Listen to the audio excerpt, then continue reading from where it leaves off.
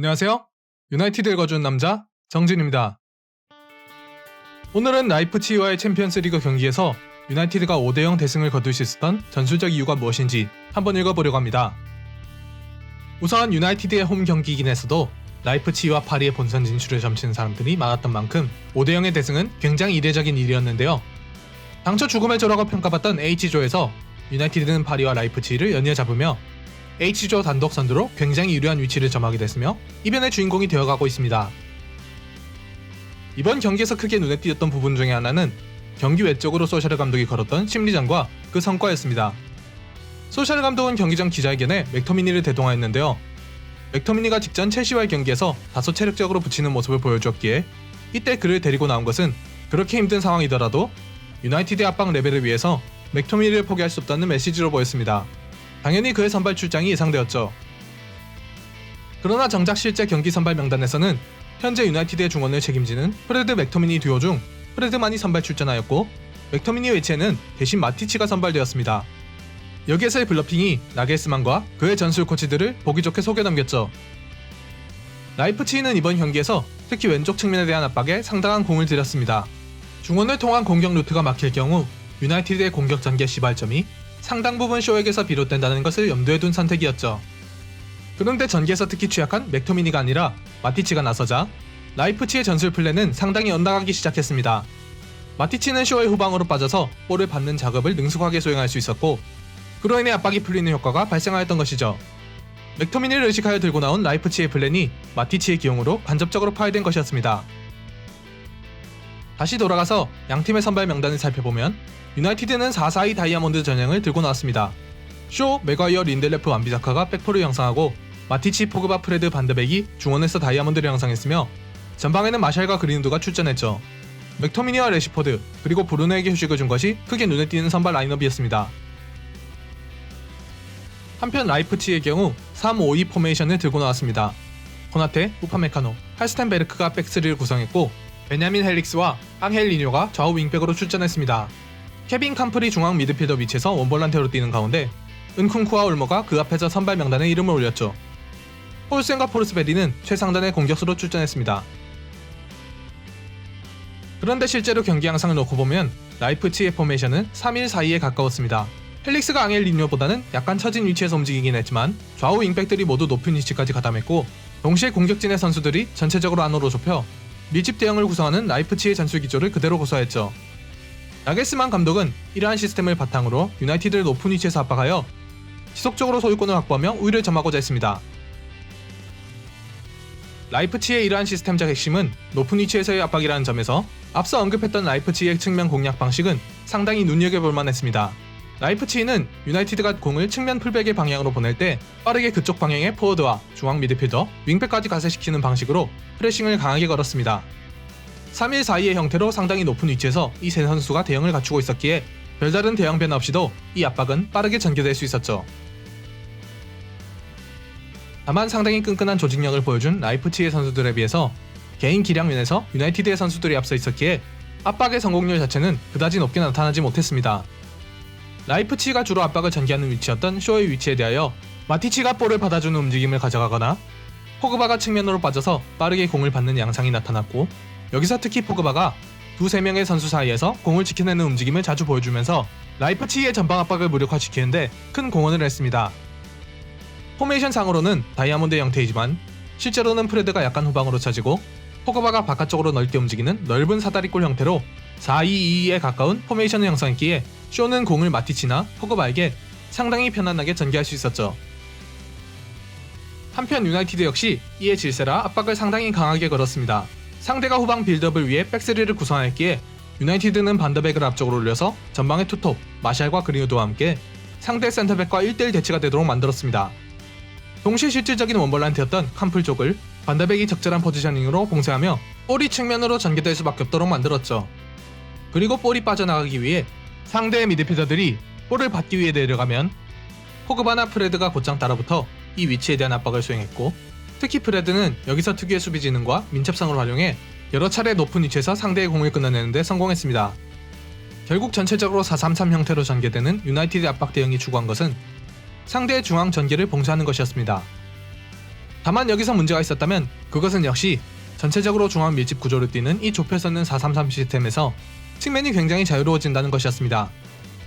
실제로 유나이티드는 올모나, 은쿵쿠, 캄프에 대해서 압박을 강하게 걸었던 것과 달리 윙백인 앙헬리뉴나 펠릭스는 상당히 자유롭게 풀어두었습니다. 라이프치히의 입장에서는 전체적으로 중앙에서의 싸움이 백중세로 흘러가는 가운데 어떻게든 상대적으로 헐거운 측면을 뚫어냈어야 했습니다. 하지만 전술적으로 약점이 되는 유나이티드의 측면 수비는 막상 선수들의 능력으로는 스쿼드에서 가장 단단한 지역 중에 하나였습니다.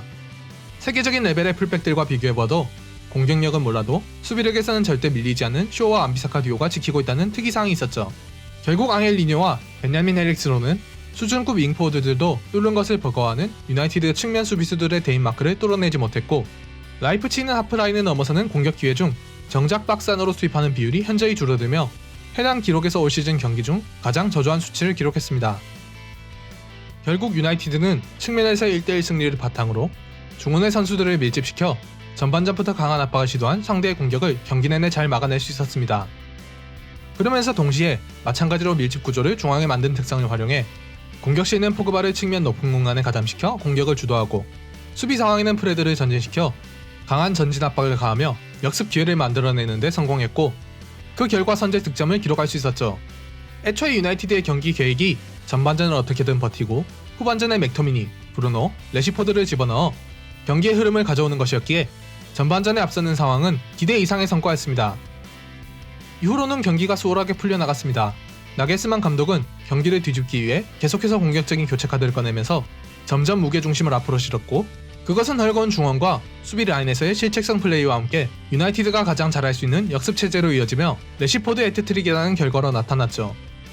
실질적으로는 유나이티드가 잘했다기보다 라이프치히, 특히 나겔스만이 자멸했다고 보는 것이 나을 정도로 경기는 급격히 기울어 갔습니다. 이 과정에서 전반전은 지키고 후반전에 잡는다는 경기 플랜을 잘 운영한 소샤르 감독의 용병술은 칭찬받아 마땅했죠. 아무튼 이번 경기를 통해 유나이티드에서 가장 크게 눈에 띄었던 부분은 유나이티드의 4-3-1-2가 강한 진짜 이유가 바로 측면에서부터 비롯된다는 것이었습니다.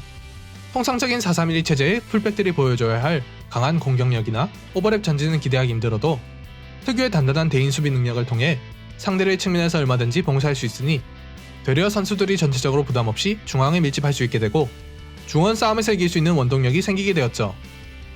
측면이 어쨌건 전략적인 공간이긴 하지만 기본적으로 가장 위협적인 공간은 중앙이기에 경기 전체의 주도권을 잡는 것에는 측면의 주도권을 내어주되 중앙을 취하는 살을 주고 뼈를 취하는 전략이 성공적으로 먹혀들었다는 점이 크게 작용했습니다.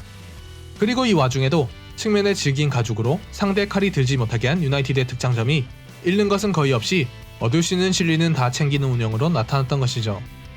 이번 경기를 통틀어 맨 오브 더 매치는 레시포드에게 돌아가야 할 것이고 경기의 수훈 선수는 어마어마한 활동량을 보여주며 상대의 공격을 전방에서 여러 차례 저지하고 거기서부터 기회를 창출한 프레드나 측면 공간으로 전진해 상대 수비의 방해로부터 공을 지켜내는 데 성공하며 여전히 건재하다는 것을 보여준 포그바, 혹은 상상도 못했던 패스기를 보면서 역습의 시발점 역할을 한 브루노에게 돌아가야겠지만 전술적으로는 어쨌건 상대의 노림수를 완전히 묶어내는 데 일조한 쇼와 완비사카에게 그 공이 돌아갈 만하다고 생각합니다. 그리고 그러한 운영을 실제로 가능케 한 솔차르 감독의 전술적인 유연함, 현대 축구의 근간인 토탈사커가 추구하는 포지션 경계를 허무는 전술적 통합이라는 기본 철학에 완전히 반하는 수비수는 수비에, 공격수는 공격에 치중하도록 하는 전술적 분리를 감행한 그 유연함은 당연히 찬사받을 만한 가치가 있다고 보입니다. 이번 경기에서도 참 많은 것들을 얻어내었습니다. 솔샤르 감독은 전술 천재 독일 감독들을 상대로 벌써 2차례나 전술적으로 완승하면서 자신의 능력을 입증하였고 4-3-1-2 전형에서 전술적 분리라는 형태를 통해 측면 공격의 약화라는 약점을 어떻게 마주해 나갈 것인지 그 단서도 얻을 수 있었죠. 동시에 브루노, 맥토미니, 레시포드 등 주요 주전 자원들의 휴식을 부여하면서 향후 일정 운용에도 힘이 실리게 되었습니다. 포그바의 트리버트 메잘라 위치에서의 확실한 실력을 재확인한 부분이나 측면으로 이동한 프레드의 전진 압박 능력 증대와 같은 전술적인 성과도 있었고 후반전 막판에는 튀앙제버를 풀백으로 써보기도 하는 등 전술적인 실험도 해볼 수 있었죠. 말 그대로 솔샤르 감독이 해보고 싶은 것은 다 해본 그런 경기였습니다. 이번 경기의 결과로 죽음의 6연전 중 3경기에서 2승 1무를 거두며 초반 매우 좋은 성적을 기록했고 이제는 선수단의 경기력이 정상 궤도로 올라온 만큼 누가 상대이더라도 이길 수 있다는 자신감도 생겨났죠. 이번 경기에서 보여준 전술이 앞으로 리그에서도 널리 통용될 것이라고 보이기에 다가올 아스날전부터 본격적으로 리그 성적에 반등을 이루지 않을까 조심스레 예측해보며 오늘의 리뷰는 이만 마칠까 합니다. 오늘의 영상은 여기까지입니다. 오늘의 영상이 유익하셨다면 좋아요와 구독, 알림 설정까지 부탁드립니다. 다음번엔 더 알차고 재밌는 유나이티드 이야기로 찾아오겠습니다. 시청해주셔서 감사드리며 다음 영상에서 뵙겠습니다. 지금까지 유나이티드 읽어주는 남자 정진이었습니다.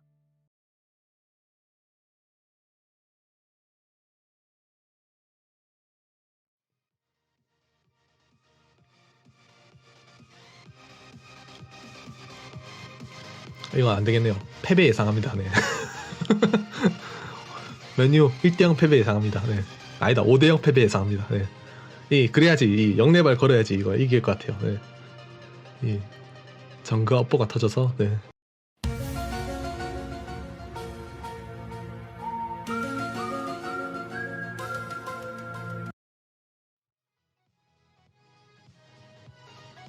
이길 확률요?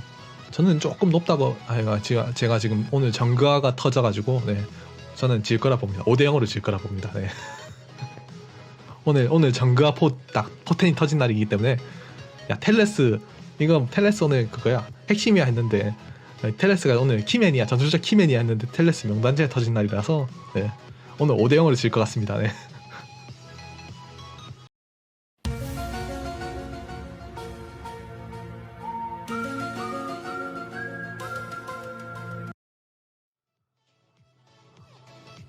솔직하게 얘기하면 한 1대0, 2대1 정도로 맨유가 이길 거라고 생각하는데, 네. 근데, 네. 근데 오늘 정가 터진 날이라서 5대0으로 라이프치히가 이길 겁니다. 네. 5대0으로.